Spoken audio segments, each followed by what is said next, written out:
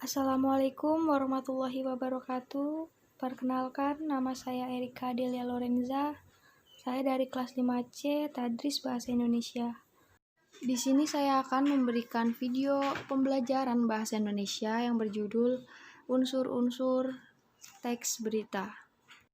Baik, sebelum saya melanjutkan ke materi, saya akan memberitahu kompetensi dasar yang ada dalam pelajaran ini.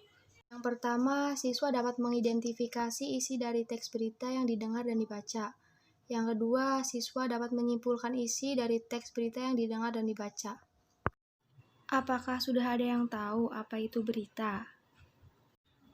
Ya, berita adalah cerita atau keterangan mengenai kejadian atau peristiwa yang hangat. Sedangkan teks berita adalah teks yang berisi peristiwa terkini atau aktual. Nah, setelah kalian tahu apa itu berita dan teks berita, apakah ada yang tahu juga tujuan dari pembelajaran ini? Ya, tujuan pembelajaran ini yaitu supaya siswa dapat menyebutkan dan menjelaskan unsur berita dengan santun dan jelas. Yang kedua, siswa dapat menemukan unsur yang terdapat dalam teks yang telah siswa baca. Nah, setelah kita tahu apa itu berita dan teks berita serta tujuan pembelajaran ini, sekarang saya akan memberitahu manfaat dari pembelajaran ini. Untuk apa sih kita belajar materi ini? Ada banyak sekali manfaat yang bisa kita ambil dalam pembelajaran ini. Salah satunya, kita bisa membedakan mana berita yang hoax dan mana berita yang asli. Karena belakangan ini banyak sekali berita hoax yang tidak sesuai dengan fakta. Hal ini sangat berbahaya karena bisa menyebabkan permasalahan yang ada dalam kelompok masyarakat. Nah, agar kita dapat membedakan mana berita yang hoax dan mana berita yang nyata, caranya kita harus mengenal unsur atau struktur teks berita. Yang pertama, ada orientasi berita. Bagian ini pembuka, teks yang terkait hal yang diberitakan. Yang kedua, peristiwa. Tahap ini inti dari sebuah berita. Pada bagian ini, sebuah berita dinarasikan sedemikian rupa untuk menyajikan beberapa fakta kemudian dimunculkan. Yang ketiga, sumber berita. Harus dicantumkan, tetapi letaknya bisa fleksibel. Artinya, sumber berita tidak harus berada di akhir berita, melainkan dapat berada di dalam berita tersebut. Nah, setelah kita tahu struktur berita, kita akan bahas tentang ciri-ciri berita. Ada yang sudah tahu apa saja ciri-ciri berita? Ya, betul. Ciri-ciri berita yang pertama dapat dipercaya atau faktual. Yang kedua, diterima di masyarakat. Yang ketiga, jelas. Yang keempat, menarik. Yang kelima, menggunakan kalimat sederhana. Yang keenam, segera disampaikan.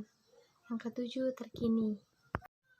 Setelah struktur dan ciri-ciri, sekalian kalian harus memperhatikan kaidah kebahasaan pada teks berita. Yang pertama, adanya keterangan. Yang kedua, adanya verba transitif, kata kerja yang membutuhkan objek atau pelengkap dalam kalimat. Yang ketiga, adanya verba puarta, yaitu kata yang dipergunakan untuk mengidentifikasikan suatu percakapan. Nah, yang baru saja saya sebutkan itu adalah kaidah kebahasaan yang harus diperhatikan dalam teks berita. Lalu selanjutnya yang harus kalian pahami sebelum dan saat menulis teks berita yaitu pertama, faktual. Informasi yang disampaikan dalam berita harus nyata. Yang kedua, aktual. Informasi yang disampaikan harus bersifat aktual. Peristiwa yang sedang hangat-hangatnya dibahas dalam masyarakat. Yang ketiga, seimbang. Artinya tidak boleh memihak salah satu pihak. Yang keempat, peristiwa penting. Harus berisi informasi penting yang dibutuhkan masyarakat. Selain itu, berita harus bersifat edukatif, sehingga mudah dimengerti masyarakat. Yang kelima, lengkap. Harus mengandung 5W1H, supaya tidak menimbulkan kerancuan saat menyajikan berita. Yang keenam, menarik. Bahasa yang digunakan dalam berita adalah bahasa yang formal, yang mudah dipahami sehingga masyarakat dengan mudah menangkap maksud yang disampaikan penulis. Jadi, kalian dengan belajar dan memahami unsur teks berita, semoga kedepannya bisa membedakan mana berita yang hoax dan fakta.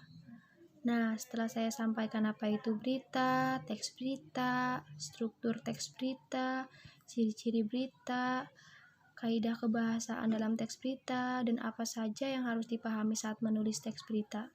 Apakah ada yang ingin bertanya? Baik, jika tidak ada penanya, saya anggap semuanya sudah paham. Sekarang saya akan memberikan 2 tugas, yaitu tugas individu dan kelompok. Untuk tugas individu sendiri, membuat berita yang ada di lingkungan kalian. Kalian bisa memfoto lalu memberi keterangan di bawah foto tersebut. Yang kedua, tugas kelompok, mencari berita yang asli dan hoax. Setelah itu, cari perbedaannya. Untuk kelompok sendiri, yaitu anggotanya 3 orang. Mulai minggu depan, kalian harus mempresentasikan, yang dimulai dari kelompok 1. Mungkin hanya cukup sekian video pembelajaran yang saya berikan. Kurang lebihnya, mohon maaf. Semoga video ini bisa bermanfaat untuk semuanya. Wassalamualaikum warahmatullahi wabarakatuh.